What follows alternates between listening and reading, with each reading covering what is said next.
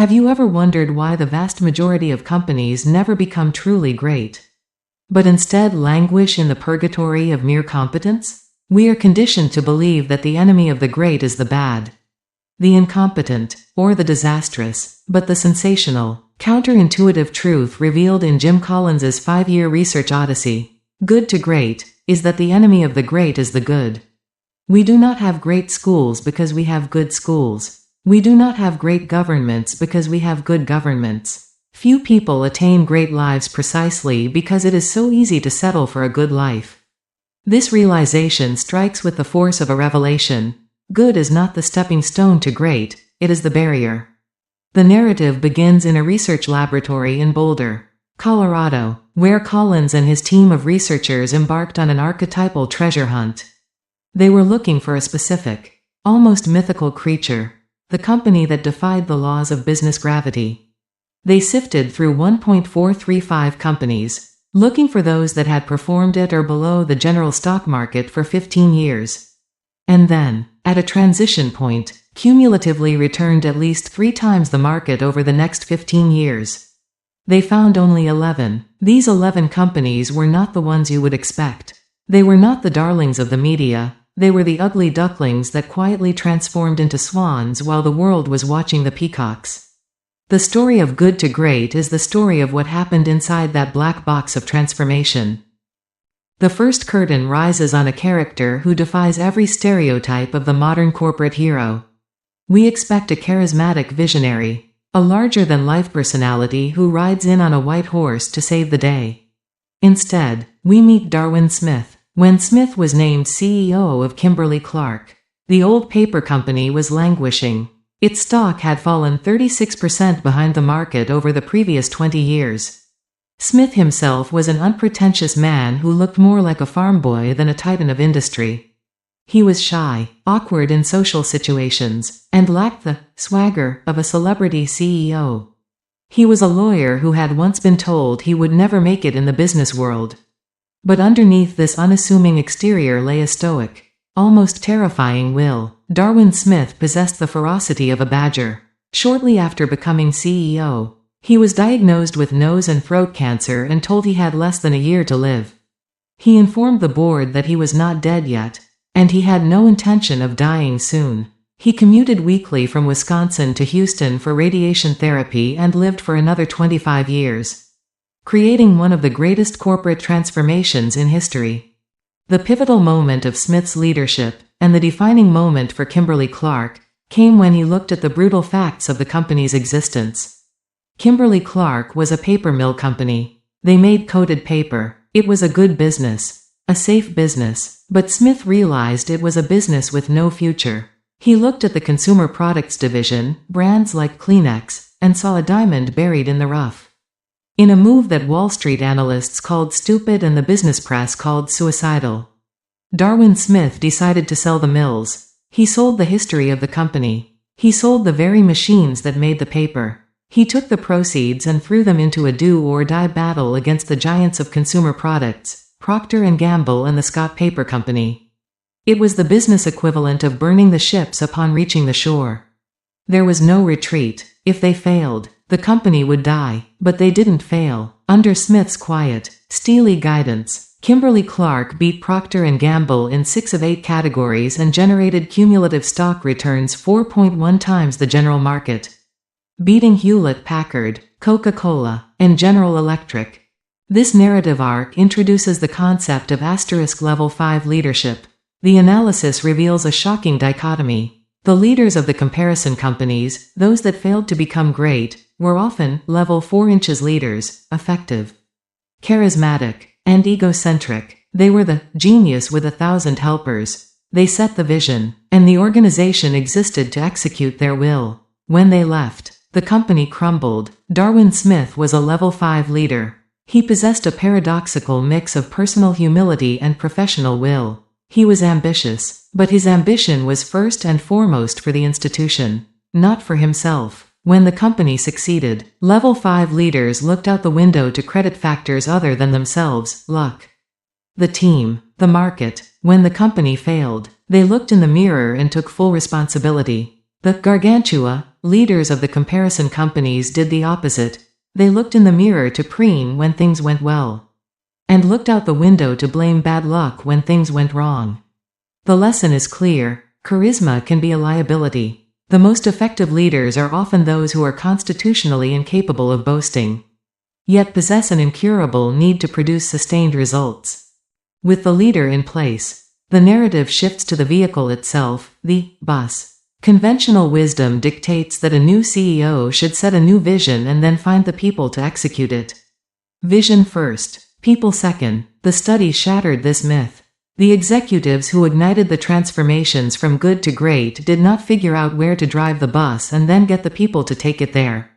No, they first got the right people on the bus, the wrong people off the bus, and the right people in the right seats, and then they figured out where to drive it.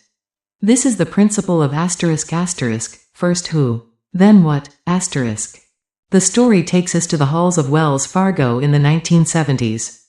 The banking industry was facing a seismic shift, deregulation. No one knew what the future would look like. It was a fog of uncertainty. Dick Cooley, the CEO of Wells Fargo, knew that he couldn't predict the future, but he could predict that he would need the most adaptable, intelligent, and driven people to navigate it. He began to hire the best people he could find, regardless of whether he had a specific job for them. He famously said, "That's how you build the future. If I'm not smart enough to see the changes that are coming, they will, and they'll be flexible enough to deal with them." Contrast this with Bank of America, which followed the "genius with 1,000 helpers" model. Their CEO had a vision, but he surrounded himself with weak generals who waited for orders. When the storm of deregulation hit, Bank of America lost billions, while Wells Fargo soared. The narrative emphasizes the ruthlessness required to get the wrong people off the bus. This is not about cruelty, it is about rigor. The study found that letting the wrong people hang around is unfair to the right people, as they invariably end up compensating for the inadequacies of the others. The good to great leaders were rigorous, not ruthless. To be ruthless is to hack and cut without consideration, often to save the ship in a crisis. To be rigorous is to apply exacting standards at all times, especially when things are going well. The analysis here delivers 3 practical disciplines. 1. When in doubt, don't hire, keep looking. Great companies would rather leave a seat empty than fill it with the wrong person. 2. When you know you need to make a people change, act. The moment you feel the need to tightly manage someone, you've made a hiring mistake. 3. Put your best people on your biggest opportunities, not your biggest problems. The comparison companies did the opposite, burying their best talent in fixing their worst failures. As the bus fills with the right people, the atmosphere changes. We enter a climate where the truth is heard. This leads to the third major concept: confront the brutal facts, yet never lose faith. The narrative transports us to the fierce battleground of the grocery industry in the 1970s. On one side stood the Great Atlantic and Pacific Tea Company, known to the world as A&P. It was an icon, the Walmart of its day. On the other side stood Kroger, a solid but unspectacular chain. Both companies faced the same brutal fact: the world was changing. The old-fashioned grocery store was dying, being replaced by the modern superstore. A&P had the data. They knew the customers wanted bigger stores, more variety, and lower prices, but the leadership of A&P was trapped in a culture of denial. They loved their old business model. They tried to create a middle ground, opening slightly larger stores but clinging to their old identity. They put their heads in the sand. They ignored the brutal facts because the facts were painful. They held pep rallies to boost morale while the ship was sinking. Kroger, on the other hand, looked the brutal facts in the eye. They conducted tests. They realized that for every superstore they opened, they would have to close several old stores. They realized they would have to shrink to grow. It was a painful, bloody process. They had to fire people. They had to close beloved locations. But they did not flinch. They accepted the reality that the old world was gone. They completely transformed their fleet of stores. The result? A&P began a long, agonizing slide into irrelevance, while Kroger rose to become the #1 grocery chain in America. The psychological core of this segment is the *Stockdale paradox. Jim Collins named this concept after Admiral Jim Stockdale, the highest-ranking United States military officer in the Hanoi Hilton prisoner of war camp during the Vietnam War. Stockdale was tortured over 20 times. He had no rights, no release date, and no certainty that he would ever see his family again. Collins asked Stockdale, "Who didn't make it out?" Stockdale replied, "Oh, that's easy, the optimists." The listeners lean in, confused. Shouldn't the optimists survive? Stockdale explained, the optimists were the ones who said, "We're going to be out by Christmas." And Christmas would come, and Christmas would go. Then they'd say, "We're going to be out by Easter." And Easter would come, and Easter would go, and then Thanksgiving, and then it would be Christmas again. And they died of a broken heart. Stockdale then grabbed Collins by the shoulders and delivered the lesson that defines the good to great mentality. You must never confuse faith that you will prevail in the end, which you can never afford to lose, with the discipline to confront the most brutal facts of your current reality, whatever they might be. The good to great companies lived this paradox. They never believed they would fail. They had an unwavering faith that they would find a way to greatness. But they simultaneously had the discipline to look at the spreadsheets, the market data, and the customer feedback, and say, "This is not working. We are bleeding. We are wrong." They did not filter the truth to protect the CEO's feelings. They created a culture where the truth was heard. They used 4 basic practices to do this. 1. Lead with questions, not answers. The leaders didn't say, "Here is the strategy." They asked, "Why are we doing this?" 2. Engage in dialogue and debate, not coercion. The boardroom should be a loud, argumentative place where the best idea wins. 3. Conduct autopsies, without blame. When a mistake happens, finding the cause is more important than finding the culprit. 4. Build red flag mechanisms. Information must reach the top before it is too late. The first 10,000 characters have laid the foundation. We have the driver, level 5 leader. We have the team, first who. And we have the map, or rather, the willingness to look at the map even when it shows we are driving off a cliff, brutal facts. But a bus full of humble people looking at ugly data is not enough to create greatness. They need a direction. They need a strategy that is not just a plan, but a crystalline concept of understanding. The story prepares to pivot to the hedgehog concept, the culture of discipline, and the technology accelerators that act as the engine of the bus. We are about to leave the realm of people and psychology and enter the realm of strategic clarity, where the complex world is simplified into a single, organizing idea that guides every decision. If a man chases 2 rabbits, he catches neither. This ancient proverb is the prologue to the central mystery of the book's second movement. We are conditioned to believe that the world belongs to the complex, the sophisticated, and the cunning. We admire the foxes, the brilliant strategists who see the world in all its nuance, who pursue many ends at once, who are constantly scanning the horizon for the next big thing. But Jim Collins's research unearthed a sensational, almost insulting truth. The leaders of the good to great companies were not foxes. They were hedgehogs. The narrative introduces the parable of the fox and the hedgehog, based on the famous essay by Isaiah Berlin. The fox knows many things. He is smart, fast, and sleek. He devises complex strategies to attack the hedgehog. He circles, he lunges, he feints. The hedgehog, on the other hand, is a dowdy, slow creature who knows only one big thing. Every time the fox attacks, the hedgehog simply rolls into a ball of sharp spikes. The fox, despite his superior intelligence and speed, retreats with a bleeding nose. Every day the battle resumes, and every day the hedgehog wins. Why? Because the hedgehog simplifies a complex world into a single, organizing idea, a basic principle that unifies and guides everything. It reduces all challenges and dilemmas to simple, indeed almost simplistic, ideas. Anything that does not fit into the hedgehog concept is irrelevant.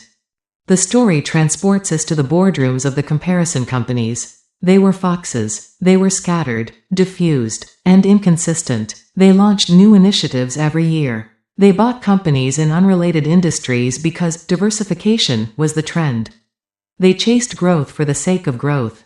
Then, we look at the good to great companies. They were hedgehogs. They were monotonous. They were boring. They did one thing, and they did it with a fanatical, almost terrifying consistency. But how did they find that one thing? They didn't stumble upon it.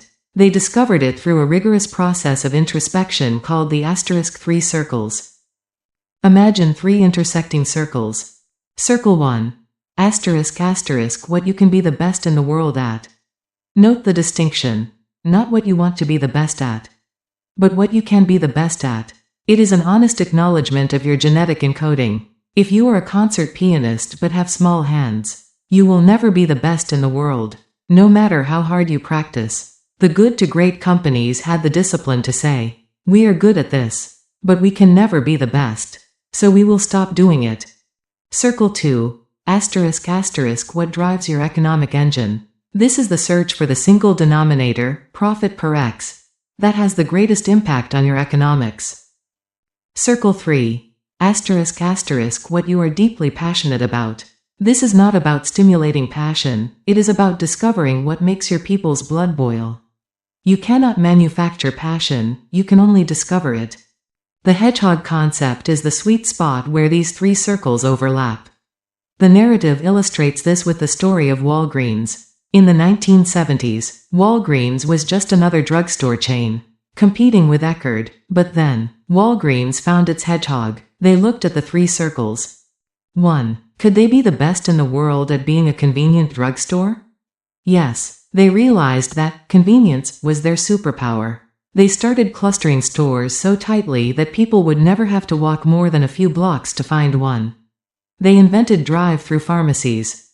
2. What was their economic engine? They switched their metric from profit per store to profit per customer visit. This changed everything. If the goal is profit per visit, you want to increase the density of stores, convenience, to increase frequency. 3. Were they passionate about it? Yes, they had a culture of service. Meanwhile, Decode was a fox. They bought a video rental chain. They bought a food service company. They wandered into industries where they had no expertise, no economic logic, and no passion. Walgreens, the boring hedgehog, beat Decode, the clever fox, by a cumulative stock return of 15-1. The analysis of the hedgehog concept reveals that it is not a goal to be the best, but an understanding of what you can be the best at. It is an act of supreme clarity. It requires the courage to ask, just because we are making money at it, does that mean we can be the best at it? If the answer is no, the good to great company stops doing it. This leads to the council. The research found that good to great companies didn't find their hedgehog concept in a weekend retreat. It took an average of 4 years. They created a council, a group of the smartest people in the company, who met periodically to debate the 3 circles. They argued, they fought, they looked at the brutal facts. They asked, do we really understand our economic engine? They didn't stop until they had a crystal clear answer. With the hedgehog concept in hand, the narrative pivots to the next major discipline, a culture of discipline, ***. This is the magical alchemy that allows a company to act with the creativity of an entrepreneur and the discipline of a bureaucracy.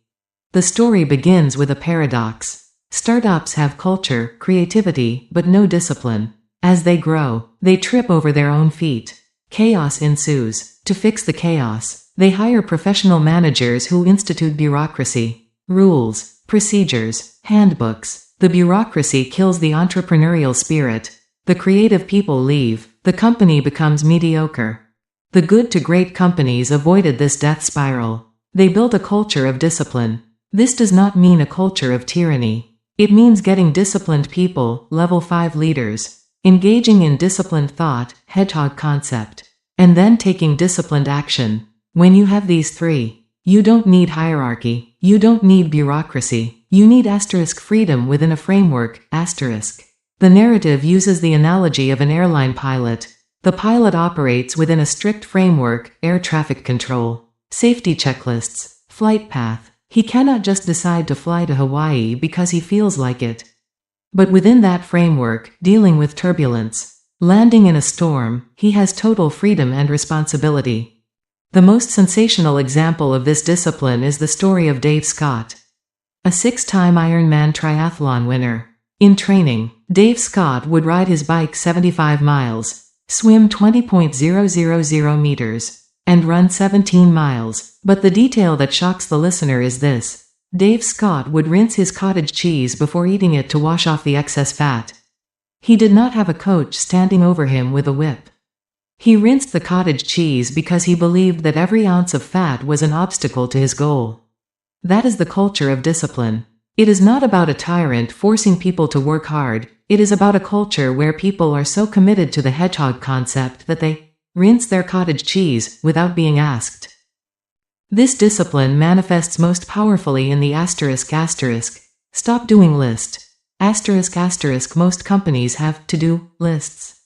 They are busy adding new initiatives, new products, new meetings. Good to great companies have stop doing lists. They display a fanatical consistency. If an opportunity does not fit the hedgehog concept, they do not do it. Period. It doesn't matter how much money is on the table. It doesn't matter if everyone else is doing it. If it doesn't fit the 3 circles, it is a distraction. The narrative recounts how Darwin Smith at Kimberly-Clark stopped the company from doing almost everything that wasn't related to consumer paper products. He sold the mills. He stopped the side ventures. He focused the entire energy of the company on a single point. This is the discipline of the hedgehog. The narrative intensity builds as we approach the subject of technology accelerators. We live in an age obsessed with technology. We believe that technology is the cause of change. If we just buy the right software, the right AI, the right machinery, we will be great. Collins's research shatters this illusion. The study found that technology was never the primary cause of the transformation from good to great. Not once. The story takes us back to the dot-com bubble of the late 1990s. Drugstore.com launched with massive fanfare, promising to revolutionize the pharmacy business with the internet. They had the technology. They had the hype. Their stock soared to the stratosphere. Walgreens, the old, boring hedgehog, was criticized for being slow. Why aren't you on the internet? The analysts screamed. Walgreens didn't panic. They didn't jump on the bandwagon. They went back to their hedgehog concept, convenience. They asked, how does the internet serve convenience? They realized the internet wasn't a replacement for the store, it was an enhancement. They built a system where you could order online and pick up at the drive-thru. They integrated the web with their physical footprint. Drugstore.com eventually crashed and burned. They had technology, but they didn't have a business model. Walgreens used technology as an accelerator of momentum, not a creator of it. The analysis here is crucial. Great companies treat technology like a tool, not a savior. If you give a race car to a bad driver, he will just crash faster. If you give a race car to a great driver, he will set a record.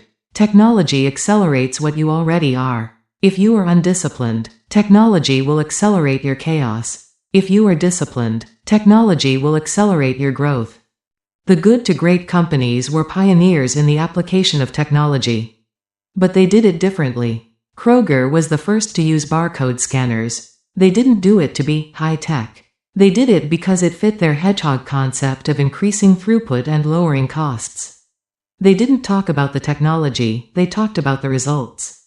The comparison companies, on the other hand, acted like fearful teenagers. They adopted technology because they were afraid of being left behind. They reacted to the fear of missing out, FOMO. The good to great companies were driven by the inner compulsion to excellence, not the outer fear of obsolescence. As the second part concludes, the pieces of the puzzle are falling into place. We have the leader, level 5. We have the people, first who. We have the truth, brutal facts. We have the strategy, hedgehog. We have the execution, culture of discipline. We have the tools, technology accelerators. The bus is built. The engine is humming. The road is clear. But there is one final, mysterious element. Why does it take so long? Why does it look like an overnight success from the outside, but feel like a grind from the inside? The story prepares to reveal the unifying theory of the entire book, the flywheel. We are about to learn why there is no such thing as a miracle moment. and why the greatest danger to any organization is the doom loop of inconsistent effort. The narrative is set to culminate in the physics of sustained greatness. The most pernicious myth in the business world is the miracle moment. We are conditioned by Hollywood movies and sensational news headlines to believe that greatness is the result of a single dramatic event, a revolutionary product launch, a blockbuster acquisition, or a charismatic CEO giving a "I have a dream" speech that galvanizes the troops. But Jim Collins's research unearthed a reality that is far more boring, yet infinitely more powerful: the flywheel effect. The narrative invites us to imagine a massive, heavy metal disc mounted on an axle. It is 30 feet in diameter, 2 feet thick, and weighs 5.000 pounds. Your job is to get this flywheel rotating as fast as possible. You push with all your might. It barely moves. You push again. It inches forward. You keep pushing, sweating, grunting. After an hour of relentless effort, it completes 1 full rotation. You keep pushing. 2 rotations. 3, 4. Suddenly, something changes. The weight of the flywheel begins to work for you. It builds momentum. 10 rotations. 100. 1,000. Now, the flywheel is spinning at 1,000 miles per hour, generating massive force. If someone walked in at that moment and asked, which push caused the flywheel to go so fast? Was it the first push? The 10th? The 100th? The question would be nonsensical. It was the cumulative effect of all the pushes, applied consistently in the same direction. The good to great transformations followed this exact physics. There was no single defining action, no grand program, no one killer innovation, no solitary lucky break, no miracle moment. From the outside, the media saw a breakthrough. They saw the stock price suddenly shoot up.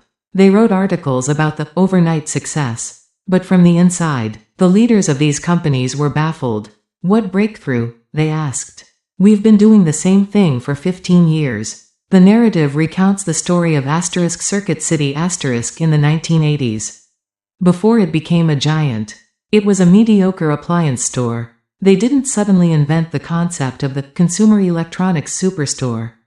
They experimented. They pushed the flywheel. They opened a few stores. They tweaked the model. They opened a few more. They improved the inventory system. They pushed, and then the momentum took over. The comparison companies, however, did not understand the physics of the flywheel. They fell into the doom loop. The doom loop is the tragic inverse of the flywheel. The narrative takes us to the boardroom of Warner Lambert, a direct competitor to Gillette, while Gillette was quietly pushing its high-tech shaving flywheel for decades. Warner Lambert was frantic. They were looking for the magic bullet. Every few years, they would hire a new CEO. The new CEO would come in, stop the flywheel, and try to push it in a completely different direction. We are a consumer health company. Push. No immediate results. No. We are a pharmaceutical company. Stop. Push the other way. No. Let's acquire a candy company. Stop. Push sideways. The result was a company that expended massive amounts of energy but generated zero momentum. They were trapped in a cycle of reaction. They reacted to Wall Street's demands for short-term growth. They reacted to the latest management fads. They reacted to their own fears. The analysis here reveals a terrifying truth. The doom loop is not caused by laziness. It is caused by inconsistency. It is the program of the month syndrome, where employees roll their eyes and say, "Here we go again," knowing that this new strategy will be abandoned in 6 months just like the last one. The comparison companies frequently tried to skip the build-up and jump straight to the breakthrough. They used acquisitions as a substitute for momentum. They bought growth because they couldn't create it. The narrative describes this as buying a bigger flywheel. But if you don't know how to push the first flywheel, buying a bigger one just makes you fail faster. The good to great companies used acquisitions differently. They used them as an accelerator of the flywheel, not a creator of it. They only bought companies that fit perfectly into their spinning hedgehog concept. When Wells Fargo acquired Crocker Bank, it wasn't a desperate gamble, it was the logical next push in a flywheel that was already spinning at maximum velocity. The acquisition was digested smoothly, adding mass to the momentum without disrupting the rhythm. The narrative intensity builds as Collins integrates the findings into a cohesive whole. The listener realizes that the concepts are not isolated tactics, they are a system. Level 5 Leadership * gets the right people on the bus. First who? The right people confront the * brutal facts. Facing the facts leads to the * hedgehog concept. The hedgehog concept creates a * culture of discipline. The discipline pushes the * flywheel. And the flywheel generates the * momentum * that makes the company * great. It is a chain reaction. Remove one link, and the chain breaks. But the story does not end with business mechanics. It transcends into the realm of human existence. The final chapter of the book addresses the question, why greatness, why bother, why not just be good? Is the payoff worth the pain? Collins argues that the question is flawed. Greatness is not a function of circumstance. Greatness, it turns out, is largely a matter of conscious choice. The leaders of the good to great companies did not become great because they wanted to be rich. They became great because they literally could not imagine living any other way. They were driven by an inner standard of excellence that had nothing to do with the outside world. The narrative introduces the concept of **, meaningful work, **. The people on the good to great buses were not miserable workaholics. They were energized, they were having fun. Why? Because they were doing work they loved, with people they loved and respected. Collins argues that the definition of a great life is identical to the definition of a great company. It is about finding your hedgehog concept. It is about simplifying your life down to what you are passionate about, what you are genetically encoded to be best at, and what drives your economic engine. When you find that intersection, work ceases to be work. It becomes a craft. It becomes a calling. The analysis of the good to great journey reveals that it is, at its heart, a spiritual journey. It is the rejection of the good enough. It is the refusal to accept the path of least resistance. It is the understanding that a life of mediocrity is a life of wasted potential. The level 5 leader is not just a better manager, they are a more evolved human being, one who has conquered their ego in service of something larger than themselves. The hedgehog concept is not just a strategy, it is a path to self-knowledge. The flywheel is not just a business tool, it is a metaphor for the compounding returns of character. As the narrative draws to a close, Collins connects Good to Great to his previous masterpiece, Built to Last. He posits that Good to Great is actually the prequel. You must first apply the Good to Great principles to get the flywheel spinning and achieve sustained results. Once you have that momentum, you can then apply the * Built to Last principles core ideology. Big, hairy, audacious goals, to turn that greatness into an enduring legacy that lasts for a century. The good to great companies are the startups of the soul, the built to last companies are the cathedrals of the spirit. The final image is of the reader standing at the edge of a cliff, looking out at the landscape of their own life or organization. They see the easy path, the path of the fox, the path of the doom loop, the path of the good. It is seductive, it promises quick wins and celebrity. But then they look at the hard path, the path of the hedgehog, the path of the flywheel, the path of the great. It is steep, it is quiet, it is lonely at first, but it is the only path that leads to a view worth seeing. The realization settles in, greatness is not a destiny reserved for the chosen few. It is a choice available to anyone with the discipline to push the flywheel. Turn by turn, day by day, year by year.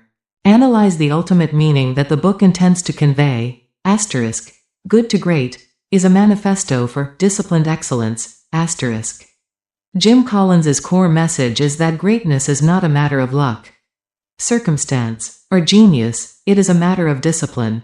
It posits that the enemy of greatness is not failure, but the acceptance of competence. The book serves as a physics textbook for business, replacing the superstition of management fads with the immutable laws of human performance.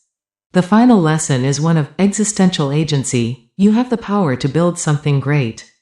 Whether it is a company, a department, or a life, but only if you are willing to submit to the rigorous discipline of the flywheel. The climax of this journey leads to a state of quiet confidence. The seeker moves from being a hunter of trends to a builder of momentum.